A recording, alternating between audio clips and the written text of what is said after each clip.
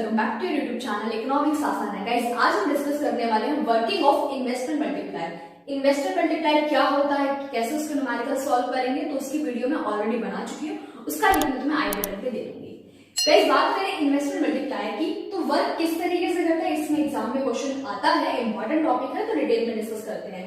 Investment multiplier की बात करें तो ये जो कंसेप्ट है ये हमें दिया है प्रोफेसर जेएम केन्स ने। जेएम केन्स ने हमें बताया है कि अगर इकोनॉमी में इन्वेस्टमेंट में चेंज आता है तो उसका मल्टीपल टाइम्स क्या होती है, इकोनॉमी में इनकम जनरेट होती है।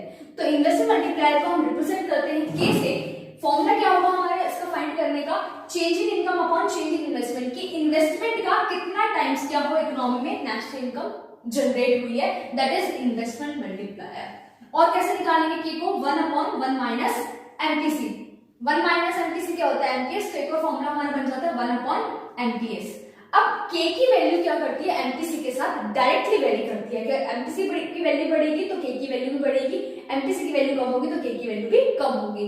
बट एमपीएस के साथ क्या करती है, इनवर्सली वेरी करती है, कि अगर एमपीएस की वैल्यू बढ़ेगी तो के की वैल्यू कम होगी, और एमपीएस की वैल्यू कम होगी तो के की वैल्यू बढ़ेगी। तो एमसीक्यू में क्वेश्चन आ सकता है कि किसके साथ डायरेक्ट रिलेशन है, एमपीसी के साथ डायरेक्ट रिलेशन है, और इनवर्स रिलेशन किसके साथ है, एमपीएस के साथ।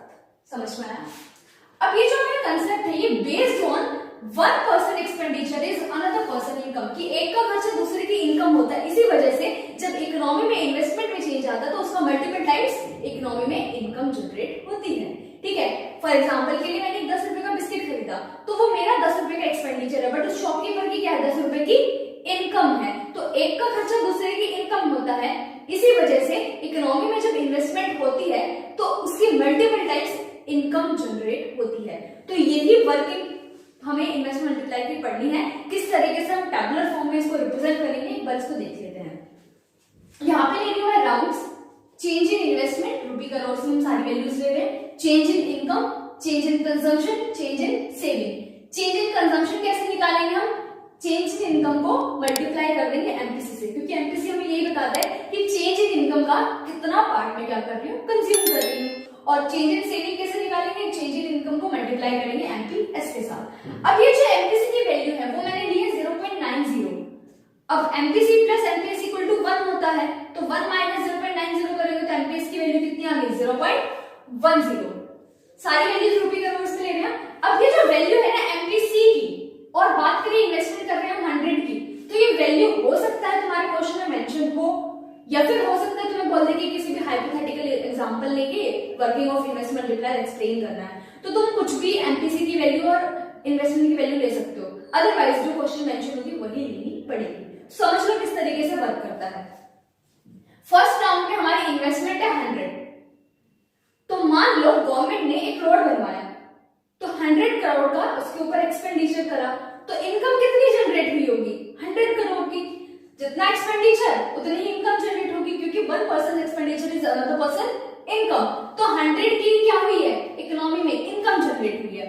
अब कंजम्पशन कितना हो रहा है इसका, 0.90। 0.90 को मैं 90% भी बोल सकती हूँ। कैसे, देखो 0.90 अगर मैं इसका परसेंटेज निकालूंगी तो मल्टीप्लाई 100 करना पड़ेगा, पॉइंट हटाएंगे, 2 जीरो नीचे आएंगे, 100 से 100 कैंसिल, कितना आ गया 90%। ठीक है, तो इसलिए मैं बार बार 0.90 को 90% बोलूंगी, तो समझ जाना 90% कैसे आ रहा है। ठीक है, और एमपीएस में 0.10 वो क्या हो जाएगा, 10% इंटू 100, पॉइंट हटाएंगे, 2 जीरो, 100 से 100 कैंसिल, 10%।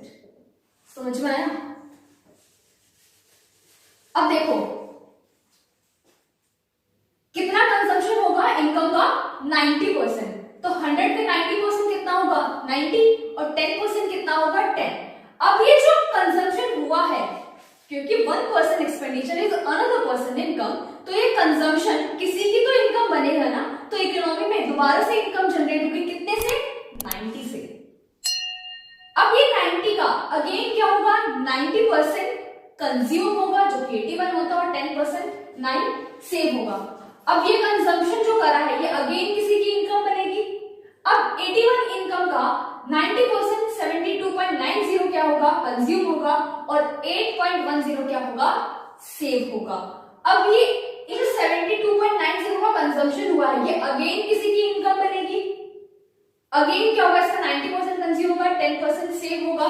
ये प्रोसेस चलता जाएगा, कब तक, जब तक कि हमारा इन्वेस्टमेंट का 10 टाइम्स क्या हो, इकोनॉमी में इनकम जनरेट हो जाए, तब तक। अब ये 10 टाइम्स कैसे निकाला, देखो फॉर्मूला क्या है हमारा के का, 1/1 माइनस एमपीसी।